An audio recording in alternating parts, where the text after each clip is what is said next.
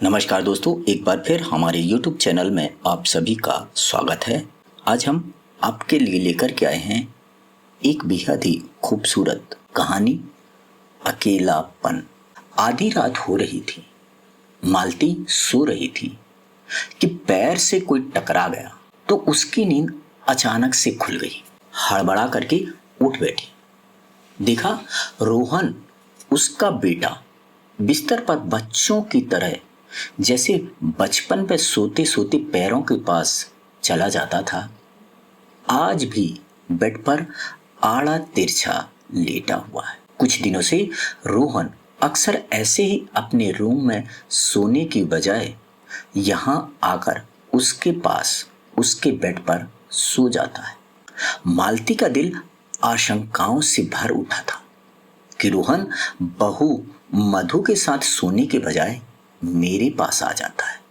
क्यों? फिर अपने बेटे के सर के नीचे तकिया लगा करके उसके सर को सहलाते हुए वह धीरे से बुदबुदाई, कुछ दिनों से परेशान सा क्यों रहता है बेटा? रोहन बिना आंख खोले मां से चिपट गया और धीरे से बोला, नहीं तो मां। शायद मां के स्पर्श से बेटी की कच्ची नींद भी खुल गई थी और वह करवट लेकर के मां के करीब आ गया। मालती के पति यानी रोहन के पिता की मृत्यु कुछ महीने पहले ही हुई थी। पति के गुजर जाने के बाद अब उसे भी गहरी नींद कहाँ आती थी। रातें हल्की झपकियों में ही कट जाती थी और कुछ दिनों से बेटी की ही बेचैनी मालती को सोने नहीं देती थी। मालती, बेटा, आजकल रात में न जाने कब तू मेरे बिस्तर पर आकर के सो जाता है।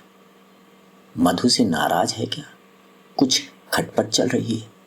रोहन, नहीं मां, कहते हुए किसी अबोध बालक की तरह मां से लिपटने की कोशिश करता इस सवाल को भी वह टाल गया।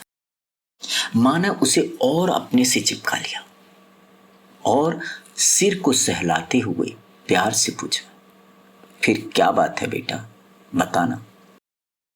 रोहन, कुछ भी तो नहीं मां। रोहन अपनी मां की गोद को छोटे बच्चों की तरह बाहों में भरने की कोशिश करता हुआ वह उसके हर सवाल को खारिज कर रहा था। मालती, बेटा बताना, तेरी बेचैनी देख मेरा दिल घबराता है। उसने बेटे का सिर अपनी गोद में रख लिया। मां को बेचैन देख रोहन ने मां के दोनों हाथ अपने हाथों में ले लिए और अपने सीने पर रख लिया। रोहन, मां, आपको याद है जब पापा ने मेरा कमरा अलग कर दिया था? मालती हंस गई। हाँ, अरे तूने ही तो अपने लिए अलग कमरे की जिद की थी ना, और कहा था मैं अब बड़ा हो गया हूं, मुझे अलग कमरे में सोना। मां ने उसे याद दिलाया। रोहन, हाँ मां, लेकिन अक्सर आप रात में मेरे सो जाने के बाद उस कमरे में आकर मेरे माथे को सहलाती और अक्सर मेरे बिस्तर पर ही सो जाया करती थी। मालती याद करते हुए, हाँ, और सुबह मुझे अपने बिस्तर पर पाकर तू अक्सर मुझसे एक सवाल पूछा करता था, याद है कि नहीं?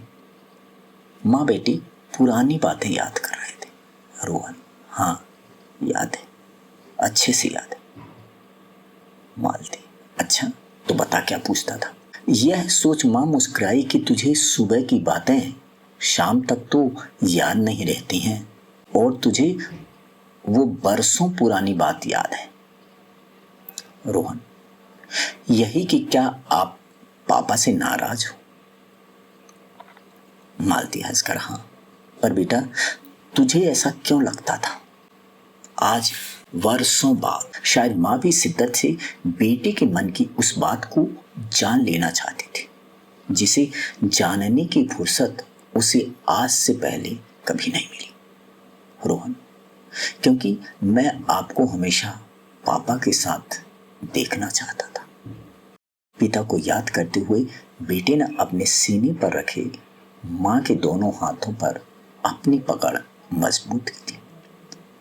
मालती, पर बेटा आज मैं भी तुझे हमेशा मधु के साथ देखना चाहती हूँ। माँ ने झुक कर बेटे का माथा चूम कर कहा। रोहन, पर माँ, तब आप पापा को कमरे में अकेला छोड़ करके मेरे पास क्यों आ जाती थी? बरसों बाद बेटा भी अपने मन की जिज्ञासा माँ के सामने रख रहा था। मालती, बेटा, मुझे हमेशा ये डर लगा रहता था कि तुझे अकेले कमरे में डर न लग जाए। रोहन, माँ, अब जब पापा नहीं रहे मुझे भी डर लगता। मालती, क्यों बेटा? माँ अपने बेटे का डर जानने के लिए अधीर हो उठी। रोहन, कहीं आप अपने अकेलेपन से डर न जाओ, इसलिए मैं इसके आगे वह कुछ कह ही नहीं पाया। माँ बेटे एक दूजे से लिपट गए थे और सारे शब्द आंसुओं में बह गए। तो दोस्तों, अपने माता पिता का ध्यान रखें, उनके अकेलेपन को समझें, उनका सहारा बने और जब भी आपके पास टाइम हो उनसे बातें करें, उनके साथ बैठें, क्योंकि बुढ़ापे में वो कुछ नहीं चाहते, सिर्फ आपका साथ चाहते हैं। तो दोस्तों, हमें उम्मीद है कि आपको हमारी ये कहानी पसंद आई होगी। तो हमारे चैनल को सब्सक्राइब करिए और हमारी इस कहानी को अपने दोस्त यारों मित्रों तक जरूर शेयर करें। थैंक यू, धन्यवाद।